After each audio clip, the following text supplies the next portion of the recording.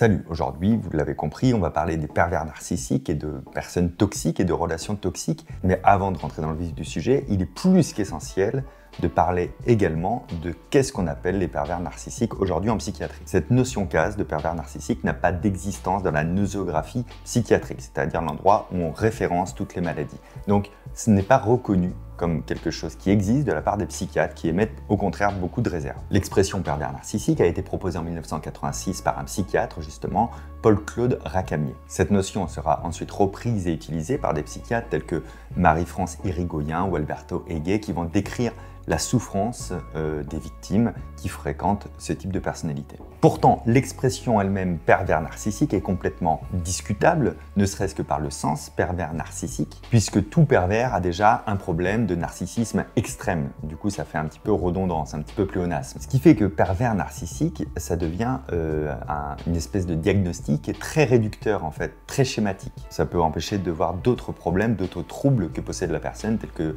la paranoïa ou des états limites. Ou simplement, dans le cas d'une relation entre deux personnes, que ce soit de la famille, un couple, etc., plus simplement une relation malade qui demanderait justement peut-être une analyse beaucoup plus subtile de la part d'un professionnel, d'un psychiatre par exemple. Cette introduction un petit peu longue sur la controverse de l'utilisation de ce mot était importante pour la suite de cette vidéo. Je vais utiliser le terme pervers narcissique ou le raccourci PN tout le long de la vidéo. Mais soyons bien clairs, il ne s'agit pas d'un diagnostic, puisqu'on le sait, ça n'existe pas en psychiatrie en tant que tel. Ça n'a pas tellement plus de valeur que de dire les personnes sympas ou les personnes pas sympas. Dans le cadre de cette vidéo, le terme pervers narcissique ou PN veut dire, pour moi et pour le cadre de cette vidéo, donc non pas un diagnostic, mais une typologie de personnes ayant un moi plutôt lacunaire, plutôt narcissique, avec un mécanisme de fonctionnement qui consiste à dévaloriser l'autre pour nourrir son côté narcissique. Voilà ce que ça voudra dire pour cette vidéo, c'est de ce genre de personnes toxiques dont je parle ici.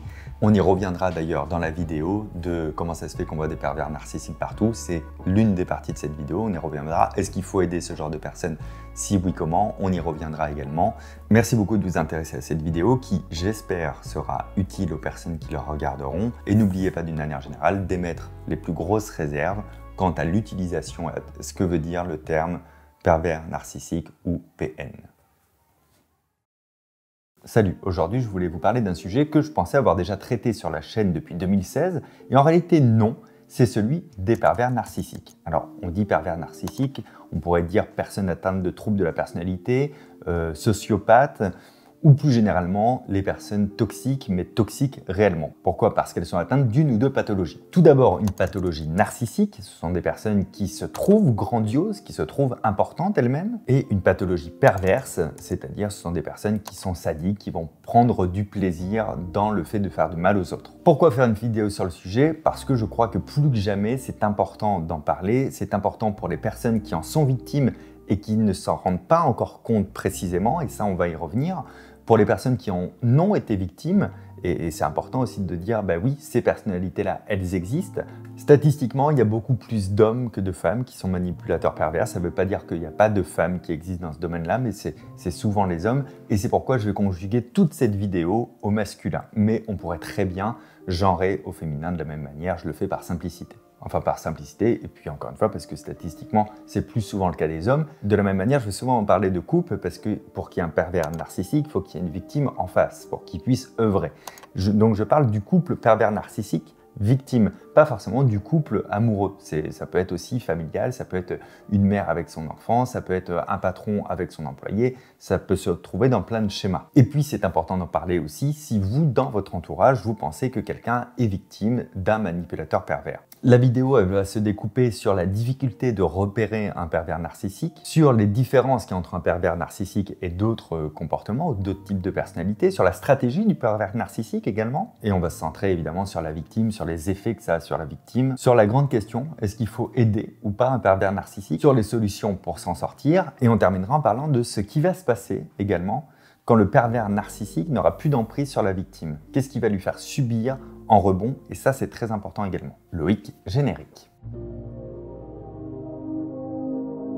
Donc, un pervers narcissique, qu'on appelle aussi parfois un PN. Alors, On pense qu'il y en a partout, que c'est le mal de la génération. C'est pas aussi fréquent que ce qu'on pense. Bien souvent, on accole l'étiquette de pervers narcissique à des personnes qui n'en sont pas vraiment, mais c'est quand même 3% de la population en moyenne. 3 personnes sur 100, c'est quand même pas rien, sachant qu'en plus, statistiquement, un pervers narcissique va faire au moins 3 vraies victimes au cours de sa vie, donc ça démultiplie un petit peu ce chiffre. Ce sont des personnes qui ont conscience qu'ils font du mal, mais qui ne le ressentent pas vraiment. C'est-à-dire qu'ils ressentent qu'ils font du mal, mais pour eux, c'est pas très clair que cette émotion-là... En fait, c'est pas très clair que le mal, ce soit du mal.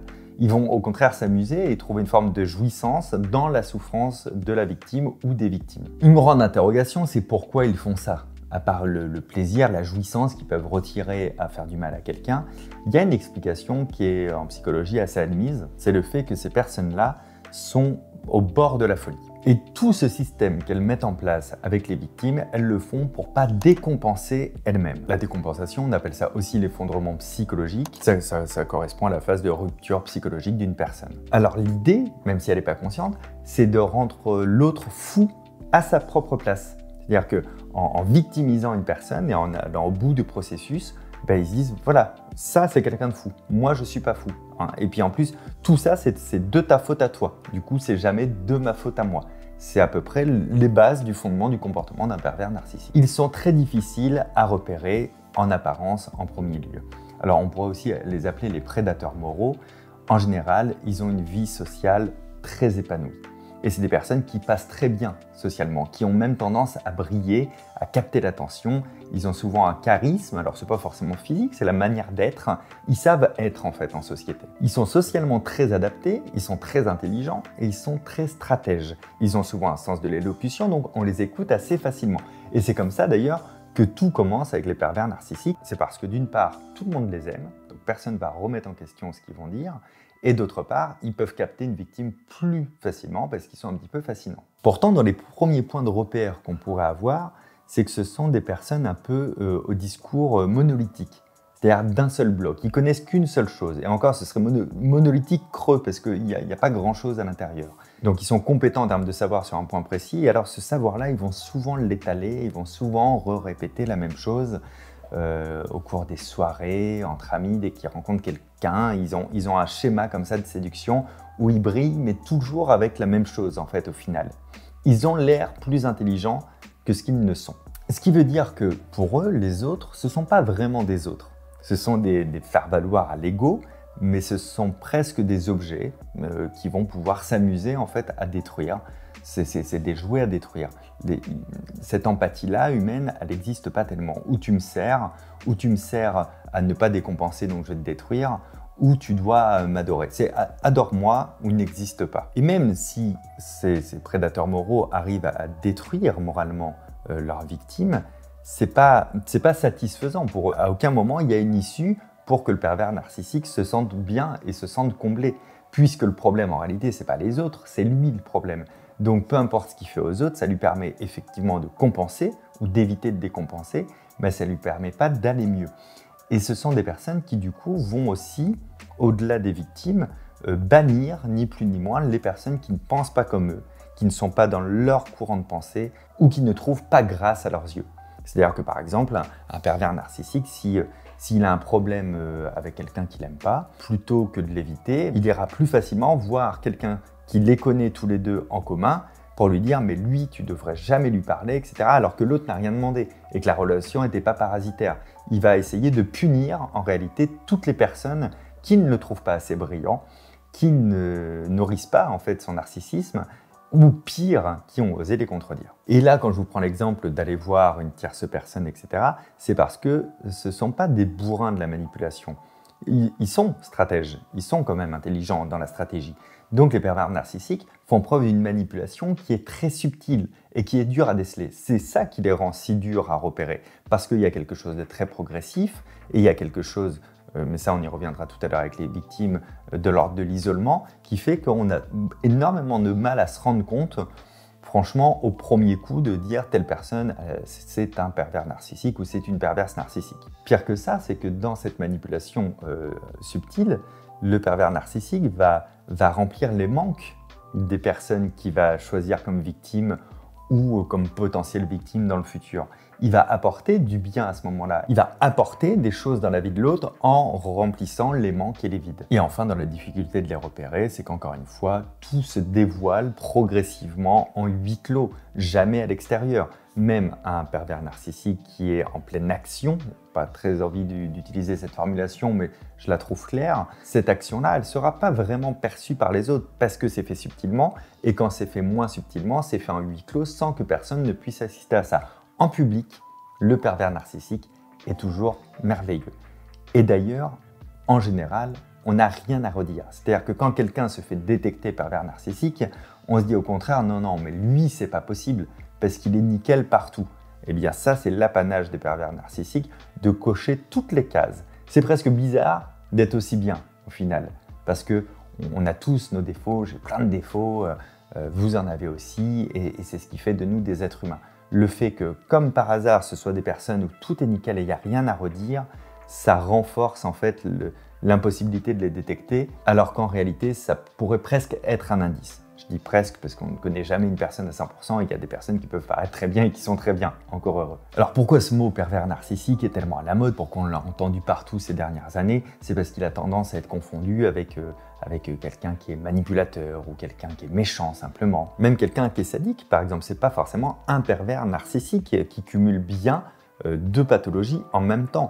Et puis il y a les actes qui sont très visibles en fait. Il y a le schéma du pervers narcissique, j'insiste vraiment dessus, il est subtil, il est très pervers justement parce qu'il est caché et il s'immisce dans les vies, dans l'esprit d'une personne qui va détruire complètement. Donc les conflits et les clashs habituels où j'entends parfois lui il doit être pervers narcissique, etc. Bah non, pas tellement, parce que c'est pas subtil. Et c'est plus quelqu'un qu'on pourrait affubler d'un nom pas très sympa pour ce qu'il vient de faire, mais ça veut pas forcément dire qu'il est pervers narcissique. Donc le pervers narcissique, des fois je dirais le PN, vous formalisez pas, ça se dit aussi.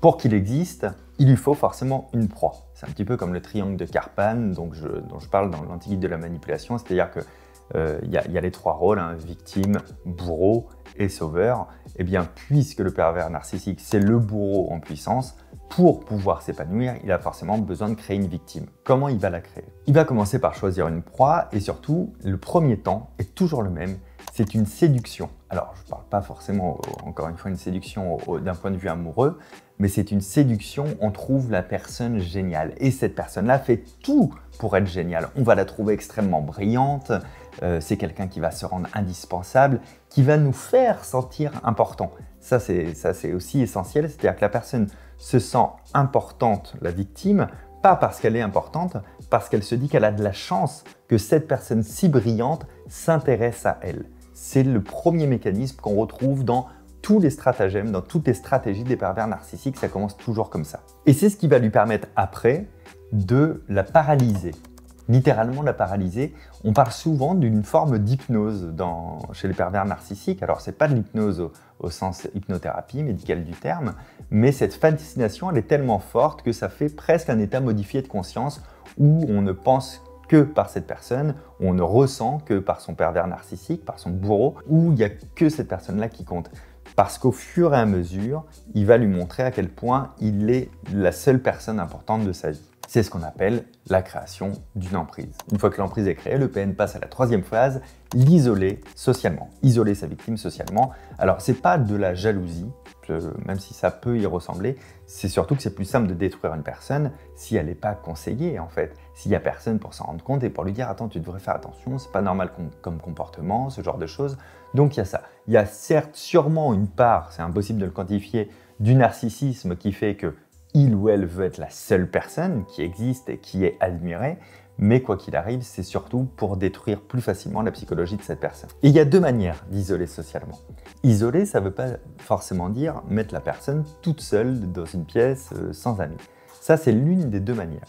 La première manière, c'est d'isoler au sens littéral, c'est-à-dire de dire tes amis, je ne veux plus les voir parce qu'ils sont comme ci, comme ça, tu ne te rends pas compte, ils sont comme ça, en plus ils disent de mal de toi. Là, tous les moyens sont bons pour isoler la personne, souvent en bloquant des relations ou en amenant la personne à ne plus vouloir elle aussi ces relations, par exemple en faisant preuve de mensonge. Tu te rends pas compte, hein, mais machin quand même, il est super jaloux de toi, il dit du mal de toi, il te critique, etc. Ce qui va isoler complètement la personne, donc elle n'aura plus de contact, donc plus de conseils possibles. La deuxième manière, qui n'est pas antinomique, les deux peuvent être faites en même temps, c'est au contraire de séduire les autres. De séduire les autres, que tout le monde le trouve gentil, brillant, attentionné, etc., etc., intelligent, nickel en tout point, pour ensuite se les mettre dans la poche et ensuite, du coup, créer les conflits. Il peut, ces personnes qu'il a mis dans sa poche, leur faire penser du mal de la victime, plutôt que de faire à la victime penser du mal des autres. Dans tous les cas, c'est un phénomène de conflit. Vient ensuite la pire des phases, la plus longue, la quatrième phase où le PN va disqualifier la personne, va la désinformer, va la critiquer, va la rabaisser, va la détruire en permanence. Son but est extrêmement simple, la rendre le plus minable possible, mais pas en lui démontrant qu'elle est minable, en lui faisant sentir qu'elle est minable, en lui faisant comprendre elle-même qu'elle est minable. C'est-à-dire que la personne est persuadée que tout ce qui est dit est vrai. Et c'est là où le mot pervers prend son sens. C'est la personne qui va comprendre au final qu'elle ne vaut rien, qu'elle est minable, qu'elle est jamais assez bien, qu'elle fait jamais assez la bonne chose, qu'elle n'est pas capable de toute manière, puisque c'est des mots qui vont être utilisés par le pervers narcissique et qui vont s'inscrire dans son propre schéma de pensée vis-à-vis d'elle-même. Alors après, ça peut aller très loin sur la manipulation, jusqu'à l'agression complète, parce que cette agression, physique ou pire, va être justifiée par des phrases tu vois ce que tu m'obliges à faire, tout ça c'est bien à cause de toi, de toute manière à part moi, qui va être proche de toi dans la vie, etc., etc. Et si la personne se rebelle, il y a la phase supplémentaire qui, alors là, bat tous les sommets, c'est que le pervers narcissique va se faire passer pour la victime auprès de la victime. Et c'est là où il va y avoir une violence de culpabilité pour ramasser toute la culpabilité de la victime qu'elle avait déjà un peu envers elle-même, parce qu'elle n'arrive pas à se situer, puisqu'elle est détruite psychologiquement. On va lui dire « mais tout ça c'est à cause de toi, mais tu te rends compte dans quel état je suis maintenant, tu as vu ce que tu me fais faire, ce que tu me dis, etc. Mais je sacrifie tout pour toi, etc. etc. » Donc la victime va se sentir coupable alors qu'elle essayait juste de se rebeller de quelque chose qui était logique. On va s'arrêter un petit peu sur cette notion-là de victime. La victime, ça peut être n'importe quel humain qui entoure le pervers narcissique. Il n'y a pas de catégorie spéciale, ça peut être, je vous le disais tout à l'heure, un collègue, un membre de la famille, un conjoint, une conjointe, etc. Le pervers narcissique peut avoir plusieurs victimes, mais ce ne sera jamais au même degré. Le pervers narcissique a toujours une victime de prédilection. Et c'est là qu'il faut que vous compreniez quelque chose dont je pense on ne parle pas assez quand on parle des pervers narcissiques, c'est que le pervers narcissique va devenir lui aussi dépendant de sa victime. C'est pour ça qu'il a principalement une victime, 2 victimes de prédilection maximum, parce que lui, il va se nourrir un petit peu comme un vampire qui se nourrirait du sang de quelqu'un, il va se nourrir toujours à la même source. Tout aura été mis en place, donc il a besoin de pouvoir torturer psychologiquement cette personne, il a besoin de sentir son emprise quelque part pour lui se rassurer et pour éviter de tomber dans sa propre démence. Parce que oui, il doit nourrir le côté pervers, mais il doit aussi détruire pour pouvoir jouir de cette souffrance-là, pour que cette souffrance lui donne du plaisir. Principalement, le pervers narcissique va donc dénigrer et s'attaquer au corps, que ce soit psychologiquement ou physiquement, à l'image, que ce soit psychologiquement ou physiquement, et aux compétences de sa victime, en la rabaissant toujours sur son niveau de compétence, quel que soit le domaine. La victime ne fera jamais assez bien, ne pense jamais assez bien, ne réfléchit pas comme il faut. Les effets sur la victime. Le premier effet, qui est terrible, c'est que la victime se demande si c'est elle ou lui qui n'est pas normal. Les phrases qu'on entend souvent des personnes qui ont été victimes de pervers narcissiques, c'est « je me demandais si je devenais fou, si je devenais folle, ou si c'était lui ou elle qui était fou ou folle, je ne savais plus trop ». Ça, c'est typiquement un principe de confusion qu'on retrouve justement aussi dans les états hypnotiques. Cette confusion, elle est terrible à vivre parce que la personne est même plus capable de se dire la situation n'est pas normale. Elle ne sait plus si c'est pas elle-même qui a un problème et si toute cette situation, ce n'est pas à cause d'elle. Évidemment, dans les effets sur la victime, il y a la perte de confiance en soi, mais il y a également aussi le stress permanent, alors avec toutes les conséquences physiques aussi que ça peut avoir, la perte de poids ou à l'inverse la prise de poids, tout ce qui est néfaste vis-à-vis du stress, cette personne-là va le vivre à plein pot, H24. Le stress va engendrer par exemple le manque de sommeil qui va engendrer la mauvaise capacité de mémorisation de ses journées, etc. etc. Donc ça, on dirait des personnes qui ne sont pas attentives, donc elles risquent en plus de se prendre des scuds de leur entourage qui dit « mais t'écoutes rien, tu fais pas attention ». Tout ça, c'est les désagréments liés au stress permanent qui devient presque comme un stress chronique qui est généré par le pervers narcissique. Et puis, il ne faut pas le négliger, c'est le dernier effet, c'est qu'il en restera toujours un syndrome post-traumatique. On parle de personnes qui sont traumatisées, qui ont vécu quelque chose de traumatisant. Donc, il y a les syndromes post-traumatiques qui sont à régler une fois que la personne n'est plus sous l'emprise du pervers narcissique. Et là, je m'arrête une seconde là-dessus.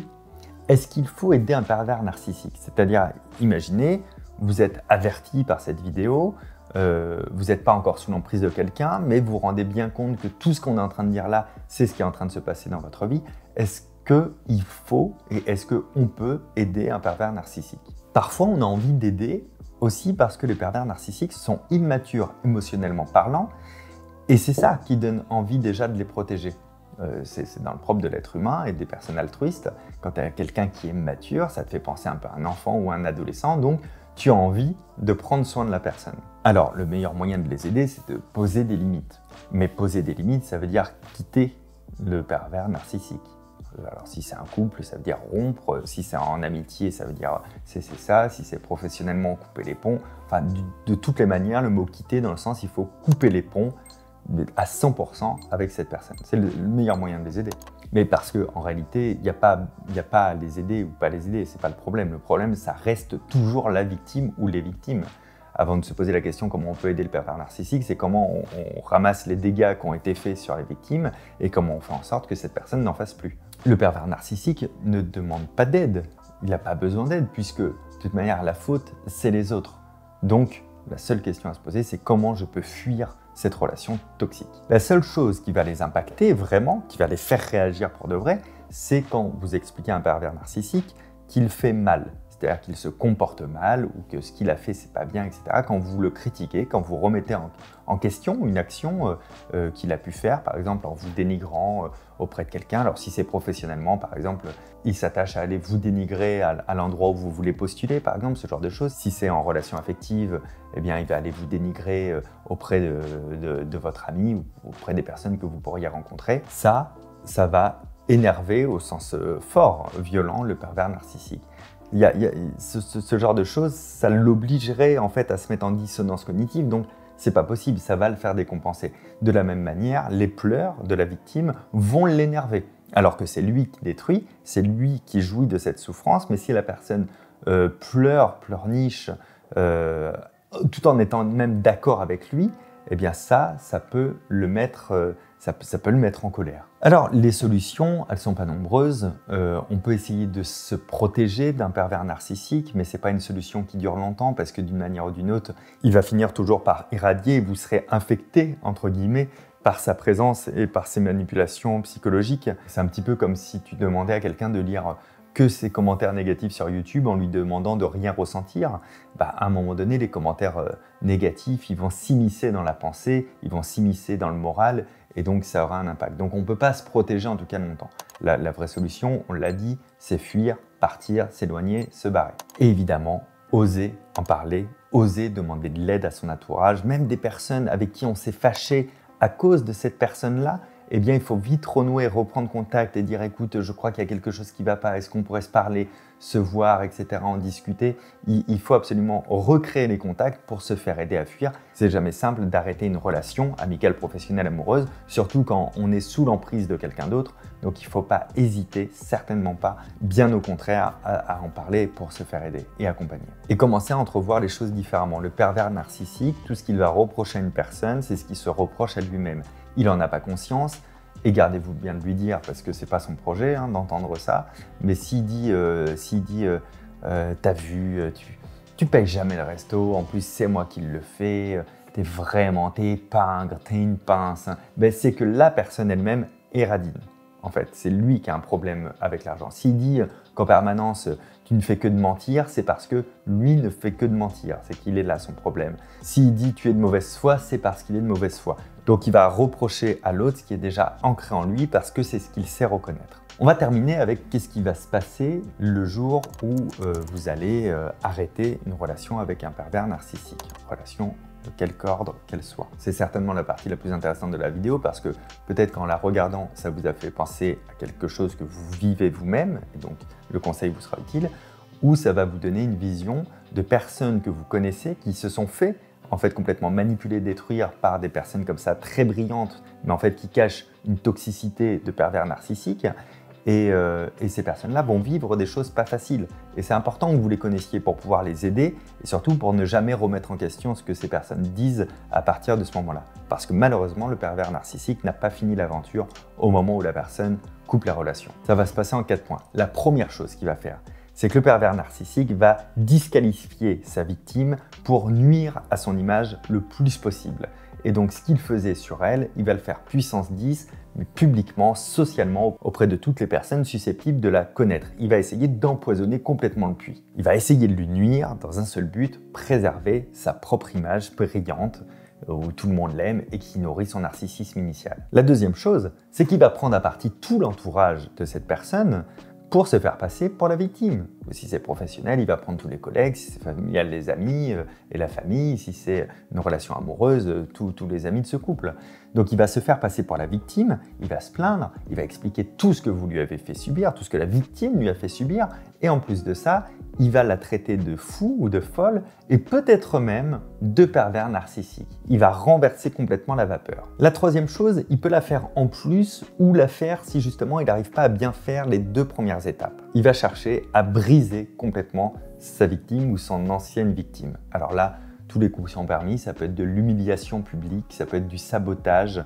Il va mettre toute son énergie, en tout cas toutes ses stratégies pour briser complètement la victime. Et la dernière étape qu'il peut franchir, c'est tenter de s'excuser. Alors dites-vous bien que le pervers narcissique n'éprouve aucun remords et qu'aucune de ses excuses ne seront sincères.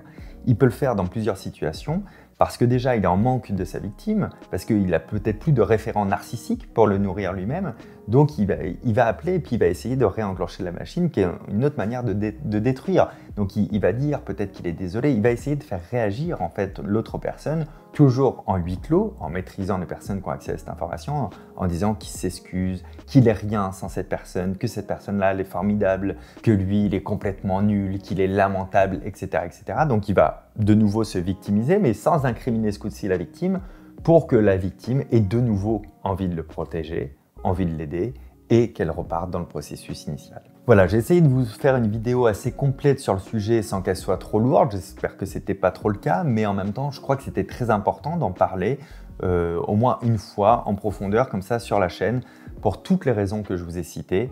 Si vous pensez être victime d'un pervers narcissique, parlez-en à vos amis, à votre famille, etc. Parlez-en à des contacts dont vous vous seriez fâché à cause de cette personne-là. Allez vérifier les choses aussi par vous-même et recréer du lien social rapidement. Et puis si vous avez connaissance d'une personne qui a été factuellement victime d'un pervers narcissique, n'oubliez pas que le pervers ou la pervers va tout faire pour salir cette personne, pour la détruire, pour la démentir. Donc soyons toujours plus à l'écoute de la victime que du bourreau. Prenez soin de vous, à très bientôt, ciao.